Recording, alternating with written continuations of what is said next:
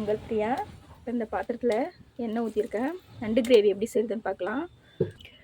காஞ்ச மிளகாய், சோம்பு, ஜீரகம், கருவேப்பிலை, தேவையான அளவு மிளகாத்தூள்,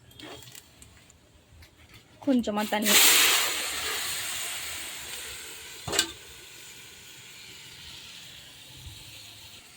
நல்ல காரத்துக்கும் கலருக்கும் காரப்பொடி போட்டுக்கலாம்.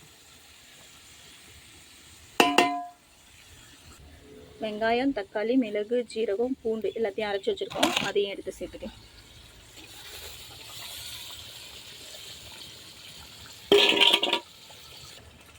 அதில் பச்சை வாசனை போகிற அளவுக்கு எண்ணெய் மேலே தெளிஞ்சு வர அளவுக்கு வதக்கிக்கோங்க. கத்திரிக்காவை சேர்த்துக்கலாம்.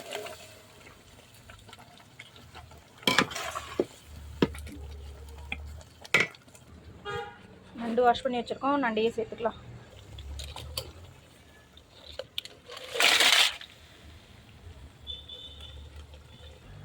நண்டுக்கு தேவையான அளவு உப்பு, நல்ல கலர் எடுத்துக்கோங்க.